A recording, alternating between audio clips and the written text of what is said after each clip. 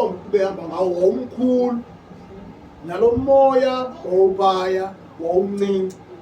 Kodwa ngenxa yomoya omncinci impepho yangezansi, impepho mosayi ngomoya ovuduzayo, akuthiwa umoya wawubhudla, kuthiwa impepho yangezansi. Amen. So that means umoya omncinci athini engimuvi mina nawe. That is why ibhaloni ithi inkulu ivele imuvi umoya omncinci kodwa inkulu ibhaloni. Amen. So idimoni encinci liyamsokolisa umuntu emkhulu. Amen. Like phakathi umuntu ola Big Show pha. uBig Show ngokangaka ebehlula bonke abanye abantu. Xa ulonge idimoni encinci liyamehlula. Amen. Ngoba umoya omncinci ehlula into enkulu. NjengoDavid, uDavid wathi engakalomntana angaka wabulala indoda ekunophuma omna abayi-4. Amen. Wayekhula engakanani emncinci. So nalanqanawe phaya kuthi bavuka nje umoya oyimpepho yangezansi omncinci, kodwa bona bafaka angile zayi-4. Amen. Ngobona uba okay ufika kala mpepho encinci le nto nayothini izawuka. Amen. So ukuze umzalwane angaziki ufuna i-ankile. Haleluya.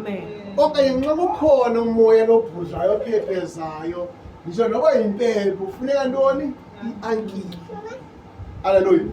So ukuze umzi ungapheli uqiniswa emakhaya xa kusenziwa udlawulo kukho into ekuthiwa yipila, insika. Amen. Yabona laa nto kuthiwa yinsika yazi ngosinsika. Insika yiyo eyi-ankile yantoni? Yendlu. Haleluya. I-ankile yendlu engurawundi eyokhiwayo, i-ankile yayo yintoni? Yinsika. So insika yenqanawe yi-ankile. Amen. So ngoku uThixo uyayithetha uthetha ngantoni? Nge-ankile. Haleluya. Uthi ithemba ke esinalo ngokwe-ankile yomphefumlo. Amen.